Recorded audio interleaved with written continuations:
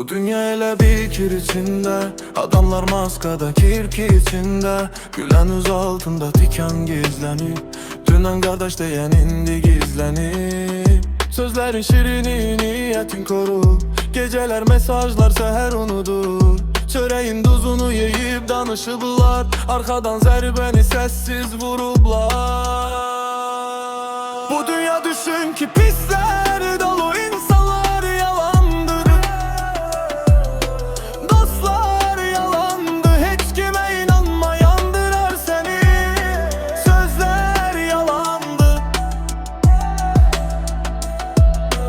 üzler yalandı.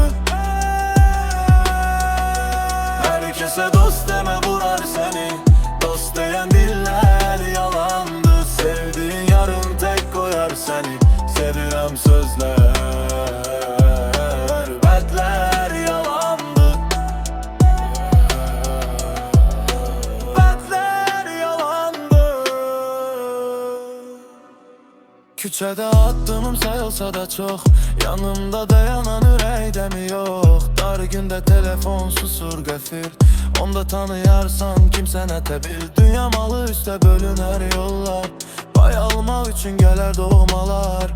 Bir gün elə gedər qalar əlində, sadəcə peşmanlıq bir də əlində. Uyma dünyanın varına, malına, bugün var sabah yox bax halına.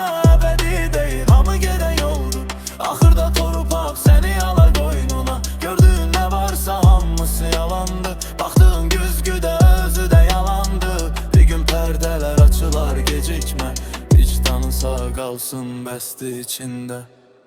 Bu dünya düşün ki pisler dolu, insanlar yalandı,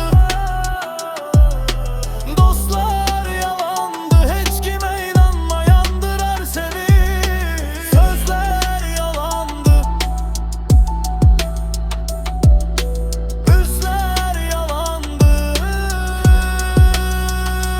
Herkese dost deme vurar seni, dost diyen diller yalandı. Sevdiğin yarın tek koyar seni, sevirem